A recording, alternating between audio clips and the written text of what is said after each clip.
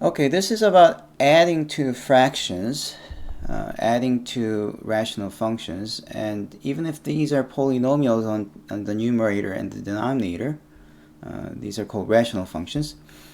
Uh, these these can be dealt exactly like how you add regular fractions. How you add fractions, let's say 2/3 plus 1/6. What do? You come up with a common denominator, right? If you multiply 2, then the denominators become the same.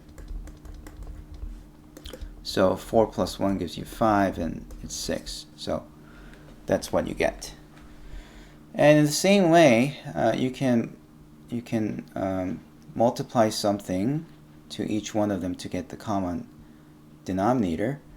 And although one way to do this would be like, here's like a straightforward way which always works, but it's not the best way because later on it's harder to simplify. So if you have a over b plus c over d, you can just multiply d to the first one and b to the second one, and you end up with the common denominator bd, and you get ad plus bc. Now, applying this to here would mean that you multiply x minus 2 to top and bottom, and x squared minus 3x plus 2 to top and bottom, and then you will get common denominators, which means you can add them up.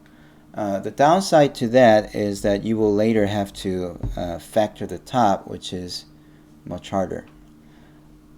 So what I suggest is that if the denominator is a quadratic and if it's not factored, I would say you should factor this denominator, x squared minus 3x plus 2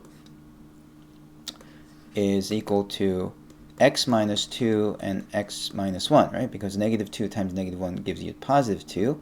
Negative 2 plus negative 1 gives you negative 3. So this factors as that. If you don't believe me, you can actually expand this to see that they are the same.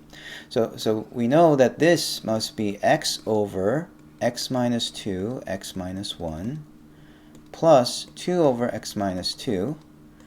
And now you see that because this already has x minus 2, all you have to do is just multiply x minus 1 on top and bottom of the second one. So multiply x minus 1 here, x minus 1 here.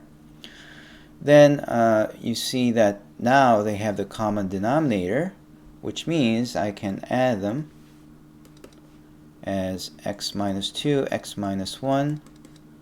On the top you have x plus 2 times x minus 2.